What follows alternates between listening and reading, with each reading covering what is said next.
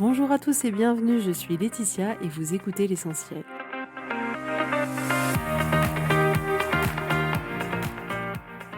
L'essentiel est le podcast de coaching où je partage avec vous les outils et les techniques pour vous permettre d'avancer et d'avoir la vie que vous voulez.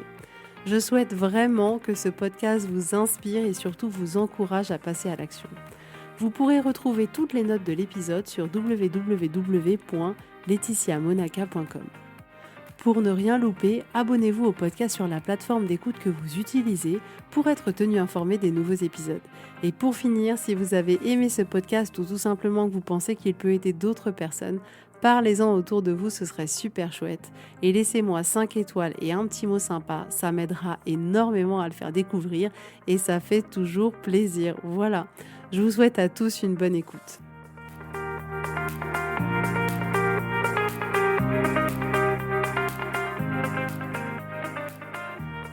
Coucou tout le monde, j'espère que vous allez bien. Je suis très contente de vous retrouver aujourd'hui pour un nouvel épisode et c'est un épisode particulier, un épisode qui me tient à cœur, je dois le dire, et qui m'a été inspiré par deux choses, d'abord par ma fille et ensuite par une vidéo que j'ai vue passer sur Instagram que j'ai juste trouvé géniale. Je vous explique, aujourd'hui on va parler du fait d'être une femme et de la beauté d'être une femme. Pourquoi ? Parce que quand je disais que c'était ma fille qui m'avait au départ inspiré ce podcast, c'est qu'elle attend avec une impatience, mais extraordinaire, le fait d'avoir ses règles. Et je n'ai jamais vu ça. Autant vous dire que pour la majorité des femmes, on n'attendait pas ça avec impatience. Moi, à son âge, j'attendais pas ça avec impatience. Je l'ai plutôt mal vécu. Je l'ai vécu quand même assez dans mon coin en me disant, voilà, enfin, il n'y a que des inconvénients. Je voyais pas le côté merveilleux de la chose. Et quand j'ai entendu ma fille, mais quand je vous dis qu'elle attend ça avec impatience, c'est un jour à marquer vraiment dans le calendrier. Elle disait, voilà, c'est une fête, quoi. C'est une fête. Pour elle, c'est le plus beau cadeau qui puisse lui arriver pour le moment, c'est ça. Et je me suis dit, waouh, mais qu'est-ce qui se passe dans sa tête qui s'est pas passé dans la mienne, qui fait que elle a cette vision-là. Et j'ai trouvé ça beau d'avoir cette vision-là. Et c'était amusant parce que du coup, en me renseignant, je me suis rendu compte que, ben voilà, dans certains pays, dans certaines cultures, c'est fêté. La première fois où on a nos règles, c'est fêté avec toutes les femmes de la famille, les tantes, la mère, les grands-mères, et que tout le monde se retrouve et que tout le monde accompagne cette femme qui devient femme ce jour-là. Et c'est vraiment célébrer comme c'est un cadeau qui t'arrive aujourd'hui. Alors que, en tout cas, moi, de la manière dont je l'ai vécu, ce que la société a pu me renvoyer, c'était clairement pas l'idée que c'était un cadeau.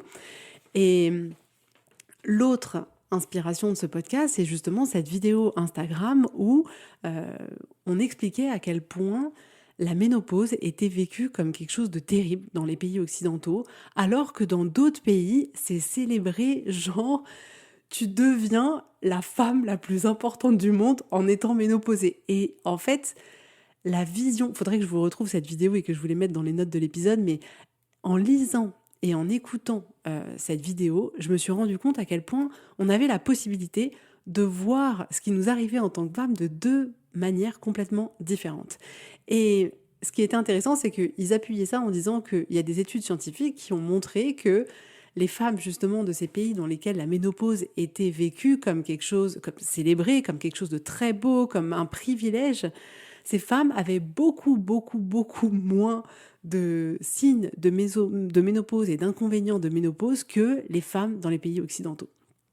Et j'ai trouvé ça beau.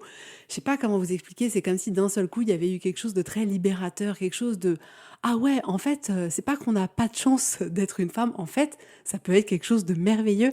Et c'est pour ça que je voulais partager ça avec vous aujourd'hui, parce que la société dans laquelle on vit, et enfin, après, vous me direz, ça dépend du pays dans lequel on vit, mais nous renvoie un peu, vous avez pas de bol, les filles, quoi. Vous avez pas de bol, vous avez vos règles, vous tombez enceinte, il y a votre ventre qui gonfle, vous avez des vergetures, votre corps, voilà, vous prenez peut-être de la cellulite en étant enceinte, et puis après, alors c'est encore pire parce que c'est la ménopause et que ça va pas du tout.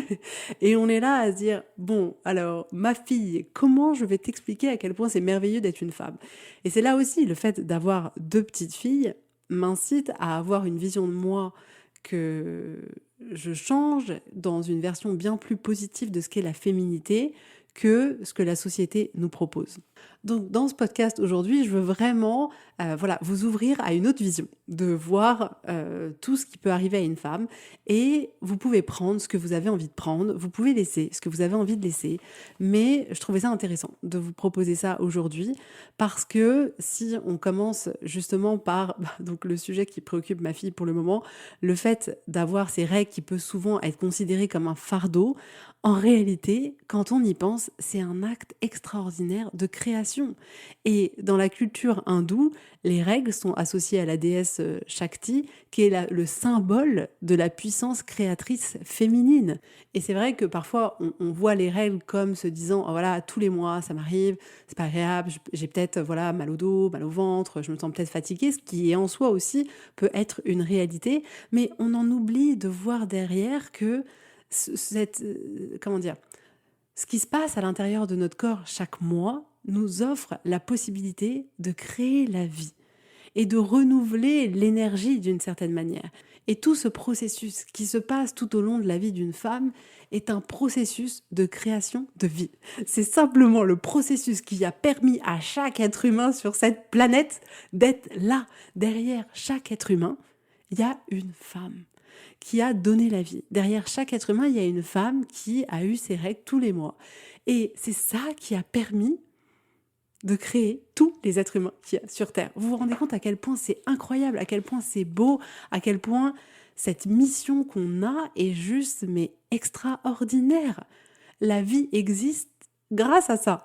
Et on a besoin je trouve, de remettre plus de poésie dans justement ces menstruations qu'on peut avoir tous les mois en se disant oui, c'est le processus de création de la vie qu'on utilise ce mois-ci ou qu'on n'utilise pas, mais c'est ce processus qui nous permet de créer la vie.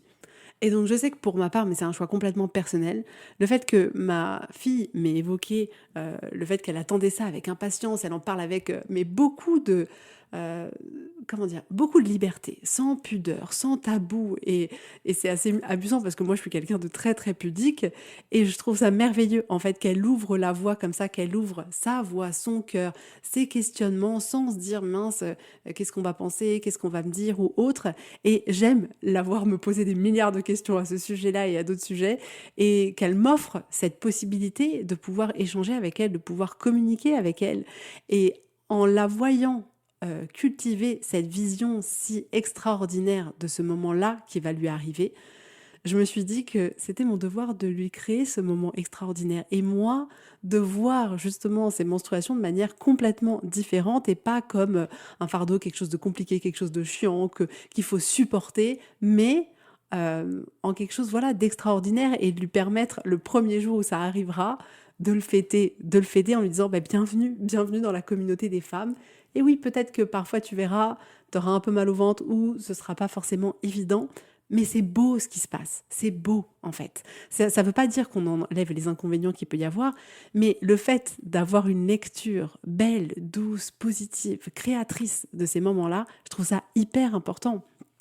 Et de la même manière que quand on tombe enceinte, la majorité des gens vont ok nous dire oh là là mais que tu parais belle quand tu es enceinte, que c'est épanoui, mais en même temps tout le monde dit ou ne dit pas genre ah non mais la pauvre elle a des vergetures, elle va avoir le ventre tout mou, puis alors t'as vu elle a pris des kilos, j'espère qu'elle arrivera à les reperdre, et voilà il y a tout un tas de choses où on se dit bah c'est merveilleux d'avoir des enfants, mais en fait waouh, ton corps il prend cher et ma pauvre quoi.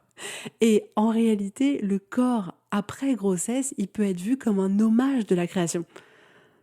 Et je trouve ça tellement plus beau de le voir comme ça. Et là encore, dans des cultures différentes, en tout cas de la nôtre, notamment dans des cultures du Nigeria, les femmes sont encouragées à célébrer leur corps après l'accouchement. Et c'est vrai que c'est incroyable. Nous, on est là, on vient d'accoucher, on est presque là. Ah mince, mon ventre, il vient de tomber, purée.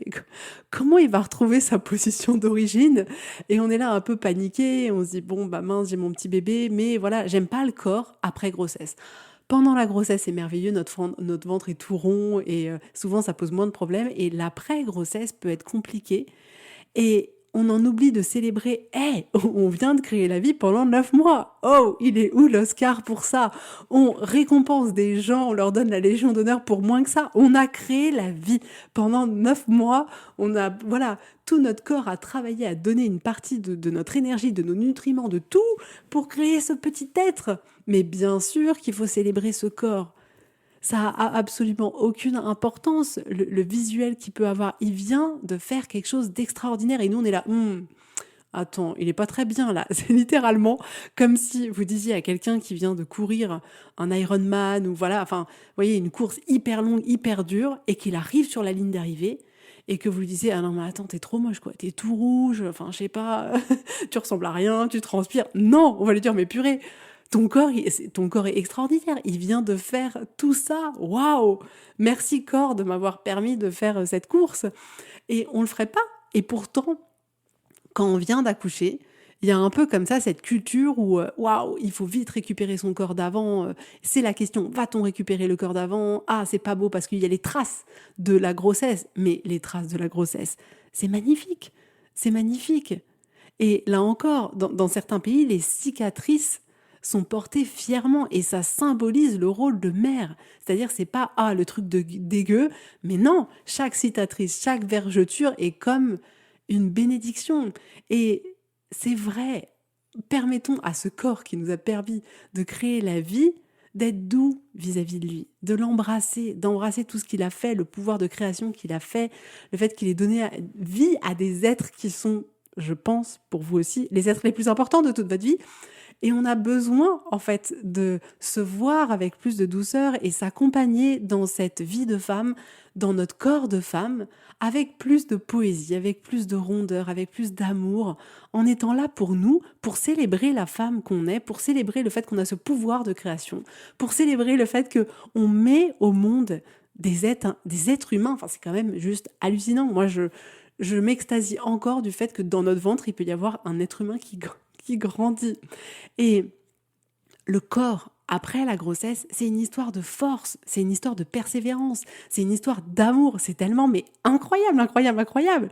Ça représente la capacité des femmes à donner la vie. Donc oui, on peut se retrouver comme ça, après la grossesse, à avoir... Moi, je me souviens quand je touchais mon ventre et je me disais, mais en fait, on n'arrive même pas à imaginer que notre peau puisse devenir comme ça. Et vous savez de quoi je parle si vous êtes passé par ce processus de grossesse. Mais clairement, je me souviens que je me mettais la pression de me dire waouh, waouh, waouh, il va falloir que ça change, il va falloir que ça redevienne comme avant, il va falloir que je perde les kilos que j'ai eu en trop. Et il y avait vraiment cette notion de oh non mince, en fait, j'aime pas le corps que j'ai dans l'état dans lequel il est aujourd'hui. Et j'étais pas du tout dans mais merci en fait, merci et c'est pas grave et ça prendra le temps et même s'il reste des cicatrices, un peu de cellulite par-ci, par-là, en fait c'est pas grave en fait. Ce que je viens de faire, c'est juste extraordinaire. Ce que mon corps m'a permis de faire est juste extraordinaire. Donc acceptez d'avoir ce pouvoir de création en vous et acceptez que oui, peut-être que le corps se transforme, mais c'est un détail. Vous êtes bien plus grand que ça, bien plus important que ça, et ce que vous venez de faire est tellement plus grand que ça. Et on peut parler aussi, justement, et c'était ça que j'avais vu dans la vidéo Instagram, qui avait été justement la goutte qui a permis de créer ce podcast-là, qui était sur la ménopause, qui clairement est vue dans nos sociétés d'aujourd'hui comme un fardeau, comme quelque chose d'horrible, c'est un peu comme si on n'était plus une femme. On devenait une vieille et on n'était plus une femme. Et même le regard des hommes est différent, et même les hommes n'ont pas un regard positif sur la ménopause. Et je trouve ça dommage, en tout cas en France, c'est en grande majorité le cas, je trouve. Et c'est vraiment ce côté, voilà, il y a tous les fardeaux qui viennent avec, de se dire mince, je vais avoir des bouffées de chaleur, etc. Enfin, tout un tas de symptômes qu'on peut ressentir. Et nous, femmes, on a tellement peur de ce moment-là, c'est genre tout, mais la ménopause, faut qu'elle arrive le plus tard possible, parce que c'est quelque chose d'horrible. Et on le perçoit comme ça. Et on se rend compte aussi que nous, en le vivant, femmes, de cette manière-là, on induit aussi le fait que les hommes puissent le voir de cette manière-là. Et c'est pour ça que je trouve ça intéressant, c'est que dès lors où nous, on va voir ça de manière différente, on va être l'exemple pour permettre aux autres de le voir de manière différente. Et c'est exactement ça qui s'est passé pour ma fille, c'est-à-dire qu'elle avait une lecture tellement magique de ce que c'était que d'avoir ces règles, qu'elle en a transformé mon vision, elle m'a incité du coup à me poser des questions, à me renseigner, et je me suis dit, ouais, en fait, on peut voir ça de manière belle, et on peut voir la ménopause de manière belle. Et c'est ça qui est assez incroyable, parce que la ménopause, c'est la fin de cette période de fertilité, mais c'est vu dans beaucoup de cultures comme une transition vers la sagesse, vers la liberté. Et c'est comme un moment de libération, un moment où les femmes, dans certaines cultures, elles sont quasiment mises sur un piédestal.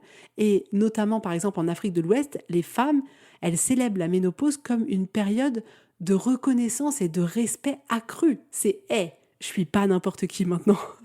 Mais est-ce que vous avez cette image-là de la ménopause? Moi, on m'a jamais apporté cette image-là, mais alors pas du tout, quoi.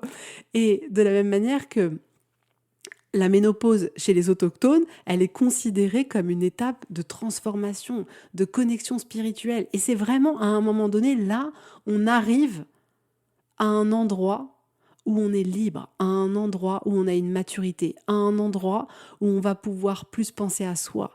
C'est le moment où les femmes, elles peuvent s'autoriser, après avoir justement donné la vie, avoir passé des années et des années et des années à s'occuper de ces si mignons petits-enfants, et parfois si terribles petits-enfants, mais où elles se sont consacrées comme ça à cette maternité, c'est le moment de se recentrer sur elles, sur leur passion, sur leur épanouissement avec une liberté immense.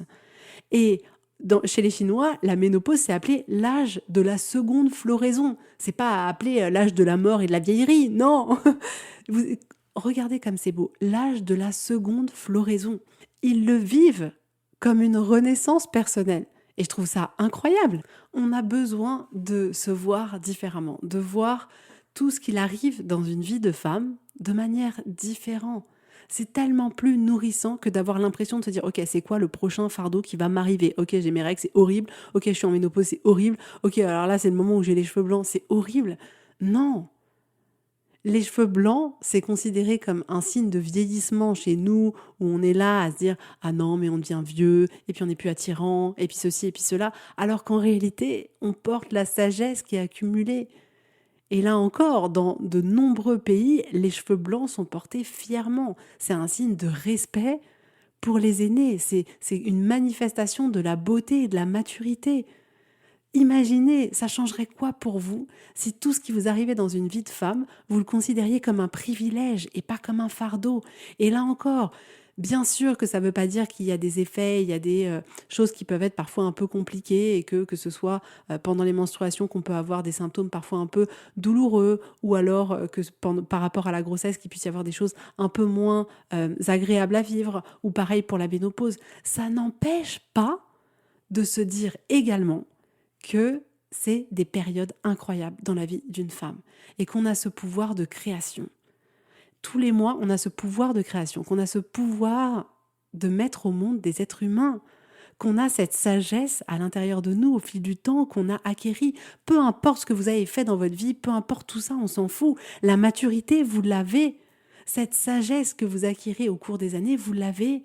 Ce pouvoir de création, que vous soyez une jeune femme qui écoutait ce podcast et qui avait 15 ans ou que vous en ayez 35 ou plus, peu importe. Ce pouvoir de création que vous avez tous les mois, vous l'avez.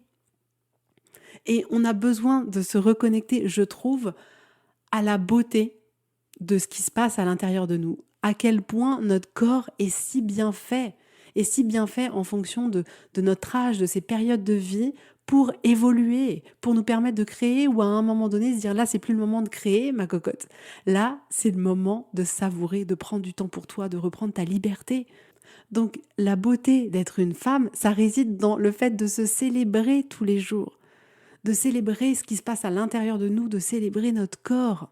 C'est tellement, je trouve, inspirant de voir justement dans des sociétés où il y a encore la chance d'avoir ces noyaux familiaux qui sont regroupés un peu au même endroit, de voir ces femmes s'accompagner dans leur vie, de voir la grand-mère qui accompagne sa fille, qui accompagne sa petite-fille, qui accompagne ses arrière-petits-enfants dans ces processus de vie d'être une femme, qui les accompagne au moment de leur première menstruation, qui les accompagne au moment de leur grossesse, au moment où elles accouchent et elles doivent s'occuper de ce bébé, qui sont là pour les aider, pour les accompagner, pour leur montrer à quel point, oui, waouh, c'est extraordinaire, on célèbre ton corps aujourd'hui, on célèbre la femme que tu es aujourd'hui, on célèbre ce pouvoir de création que tu as aujourd'hui.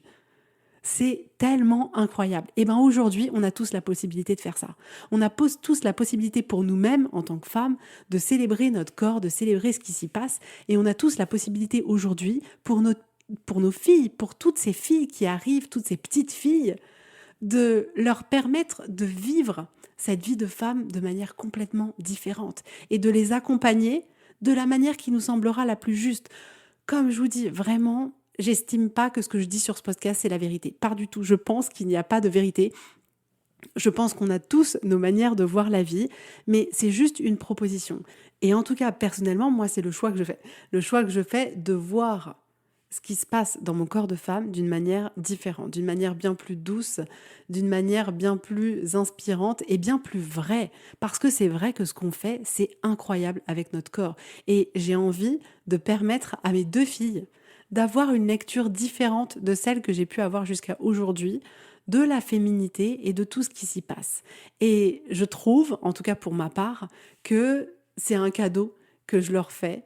Et j'aime me dire que on va pouvoir célébrer ces moments ensemble. Et je suis presque convaincue aussi que, vous savez, ça va nous rapprocher les unes des autres, un peu comme si on appartenait à la même communauté et à une communauté qui vit des belles choses. Et je trouve ça juste génial de me dire que je vais pouvoir célébrer ces moments qu'elles vont vivre avec elles et pas être là en me disant « Ah ma pauvre, ah c'est le jour, ah bah dis donc, je suis désolée, t'as vraiment pas de bol. » Parce que c'est comme ça moi que je l'ai vécu et c'était finalement, je me suis rendu compte que vu que j'avais pas cette vision-là de la féminité, j'allais, je pense, entrer dans ce que moi j'avais eu, à savoir, bon bah voilà les protections que tu peux mettre, voilà, mais quelque chose de très mathématique, pas du tout quelque chose qui est vraiment connecté à la puissance de la femme qu'il y a à l'intérieur de nous, pas connecté à la symbolique de ce qui est en train de se passer, en me fixant juste sur les inconvénients et pas sur ce que ça signifiait derrière. Et je suis heureuse que la vie m'ait permise d'avoir cette petite fille qui me bouscule et qui me propose cette vision-là, et que la vie ait mis aussi sur le chemin quelques vidéos comme ça hyper inspirantes où on voyait justement la vie d'une femme et la ménopause célébrée comme quelque chose mais juste de génialissime. Je suis heureuse que la vie ait mis ça sur mon chemin pour permettre à mes filles d'avoir une expérience qui sera différente de la mienne. Et voilà, après, elles prendront là aussi ce qu'elles ont à prendre et peut-être qu'elles considéreront, non mais maman, ta vision, elle est un peu trop spirituelle, c'est trop nul. Et en fait, tout est trop nul en étant une fille. Mais en tout cas, je me serais proposé de le voir de manière différente et je serais là pour célébrer avec elles et être à leur côté. Et voilà, ça crée, je trouve, vraiment cette union.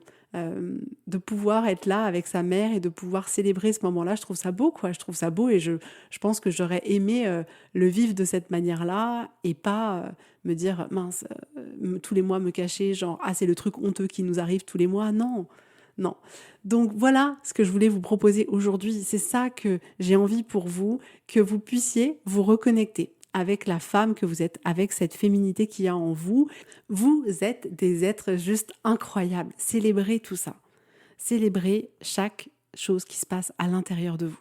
Et là, je sais que mon côté un peu utopique, un peu monde des bisounours, mais vous imaginez, je me dis, mais si chaque femme était trop fière de ses menstruations, fière d'être enceinte et d'avoir ce corps d'après grossesse, fière d'avoir des cheveux blancs, fière d'être en ménopause, et si on voyait tout ça comme une force et pas comme une faiblesse, et si on voyait tout ça comme la beauté de ce qui se passe à l'intérieur de nous et pas comme un fardeau, et si on se proposait de transmettre cette vision-là à toutes les petites filles et que demain, toutes les femmes, elles puissent tenir le discours que je suis en train de tenir, je me dis, mais ce serait juste incroyable. Et vraiment, je finirai là-dessus, le pouvoir d'influencer les autres, il passe par nous-mêmes. Il passe par comment nous, on se voit, comment nous, on parle de nous-mêmes, qu'est-ce que nous, on transmet. Et dès lors où vous pouvez être fiers de qui vous êtes, les gens en face de vous, c'est ce que vous allez leur véhiculer et ils vont presque ne pas avoir d'autre choix que de penser ça de vous-même. Et si c'est véhiculé que, en fait, la ménopause, c'est un beau moment de privilège, de sagesse, où, voilà, on est une femme presque mise sur un piédestal, alors les gens nous verront comme ça. Si nous, on se voit nous-mêmes comme, en fait, ne servant plus à rien, les gens vont nous voir de cette manière-là. Donc moi, je vous le dis à toutes les femmes qui écoutent ce podcast aujourd'hui, vous êtes juste incroyables, incroyables, incroyables, incroyables. Embrassez toute cette féminité qui est vous et tout ce qui va avec. Et messieurs, s'il y en a qui écoutent ce podcast, embrassez à quel point les femmes qu'il y a autour de vous, elles sont incroyables, à quel point leur corps fait des choses incroyables. Et respectez ça et montrez-leur à quel point elles sont belles, à quel point, mais oui, c'est génial, tous les mois, tu as ce pouvoir de création-là. Et c'est fou en fait, c'est fou. Et oui, peut-être que ton corps, après que tu aies accouché, ma chère femme que j'aime, t'as le ventre un peu mou, mais qu'est-ce qu'on s'en fout? Tu viens de me donner le plus beau bébé du monde. Donc, on a tous notre rôle à jouer. Et voilà, encore une fois, c'est pas la vérité, c'est qu'une manière de voir. Mais j'espère que ça vous le parlera comme ça m'a parlé à moi. J'espère que j'aurai réussi à vous transmettre vraiment ce que j'avais au fond de moi, parce que c'est pas forcément évident d'avoir les bons mots et de pouvoir exprimer ces sensations que ça me procure à l'intérieur de moi. Mais j'espère avoir été la plus claire possible. N'hésitez pas à partager ce podcast avec les femmes à qui ça peut parler, avec les femmes qui ont besoin de se voir de manière différente, qui ont besoin justement de se réapproprier ce côté féminin sans en avoir peur. C'est fini, en fait, d'avoir peur de ce qu'on est, d'avoir peur de je suis une femme et en fait, il y a ça qui m'arrive et je dois me cacher et c'est honteux. Non, pas du tout. Pas du tout. Donc, partagez-le si ça peut faire du bien à des femmes que vous connaissez, mais je vous en supplie, faites-leur le cadeau qu'elles écoutent ce podcast. Et quand je dis ça, c'est pas pour la pub, genre partager, ce serait génial, blablabla. Non, pas du tout. Là, ça vient du fond du cœur. Partagez-le avec les personnes qui ont besoin d'entendre ça. Voilà. J'espère que ça vous aura plu, vraiment à toutes et à tous. Et si vous voulez commencer un accompagnement long, vous pouvez réserver votre séance découverte pour qu'on apprenne à faire connaissance avant de voir si c'est OK pour vous, si ça peut le faire. Je trouve ça toujours important de se rencontrer avant d'initier une démarche pour être sûr de ah ouais, en fait, je le sens ou je le sens pas, parce que c'est très, très, très important. Et si vous avez envie juste, pour le coup, par contre, de réserver une séance parce que vous rencontrez un moment challengeant dans votre vie, vous pouvez réserver, là, pour le coup, directement votre séance à la carte sur le site. Et voilà. En tout cas, je vous fais à tous plein, plein, plein, plein de gros bisous. Et je vous dis avec grand plaisir à la semaine prochaine. Bisous, bisous. Bye bye.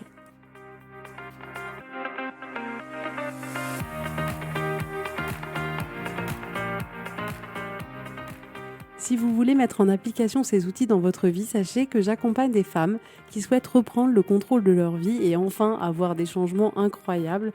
Donc si vous aussi, vous voulez que votre vie change, contactez-moi sur www.laetitiamonaca.com/contact.